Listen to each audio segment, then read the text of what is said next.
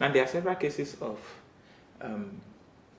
teen sexual relationship going on in our society today, going on out there.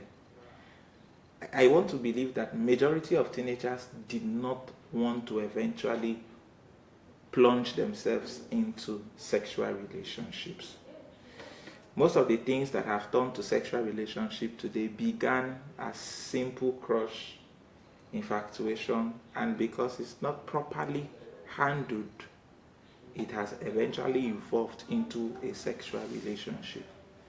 If you're a young teenager listening to me, if you engage in sexual relationships at your stage now, there are kind of a number of consequences. One of it is teens pregnancy. You get pregnant while you are still a teenager. And the implication of this is that if you are a guy and you get a girl pregnant, it means that you may have to drop out of school to do one or two odd jobs to be able to fend for her and the child. This will also make you lose your family's trust and respect. You may sometimes deal with guilt. And if guilt is not properly managed, it can plunge to depression, which can lead to substance abuse. For the girl, your education is cut off. All right? Your family trust is cut off. Your future is delayed. And then you may end up also dealing with the complications of giving birth because your body is not suited for that purpose now. You may have to deal with suicidal thoughts for those who could not handle the fact that they are now pregnant. You may lose self-respect, low self-esteem. In all this, it is therefore needful that young teenagers should stay away from sexual relationships. And how do you achieve that? First of all, think about yourself and think about your future.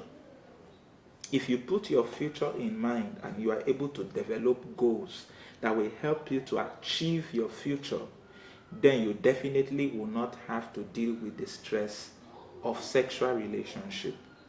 If you are able to define the kind of friends that you have and define your boundaries so that people who are not within your clique of wanting to have a bright future don't come into your circle, then eventually you can deal with the pressures that come from sexual relationship. If you are able to set boundaries and let your no be no, don't let anyone coerce you into doing sex. Sometimes people tell you, don't be afraid. It's your first time, you will not get pregnant. But first time can rob you of your guilt, of your esteem. First time can rob you of your dignity as a person. Think about it for once. Who do you want to give your virginity to? To a random boy on the street or to the person you eventually marry? So we can say that it is proper to stay away from sex. Abstinence is the key. Because even if you are able to evade unwanted pregnancy, you may not be able to evade some other consequences. So focus on your future. Remember that true love waits. You do not owe anybody a favor by giving them sex, no matter how good they have been to you.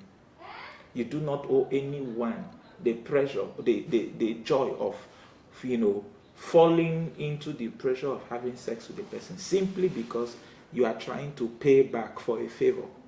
You end up destroying your future. And if you have eventually fallen into a sexual relationship and you are still in that relationship, I want to talk to you.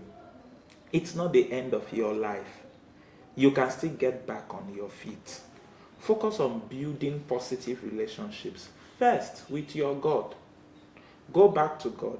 Apologize to Him. Tell Him you are sorry. Ask for forgiveness. Then go to that sexual relationship and break that relationship. Break it. It's not worth it. It's not worth staying there. If the person wants to manipulate you, tell the person you will report the person. If the pressure is becoming too much, talk to someone. You can always talk to us here in TFI office. We'll leave our addresses on the screen. You can call us. We're always there to talk with you and to help you throughout. So it's not over. Even if you got pregnant, you had an abortion, it's not over. You can get back on your feet. Choose your friends. Choose your destiny. Choose to live positively because your future is bright. Thank you.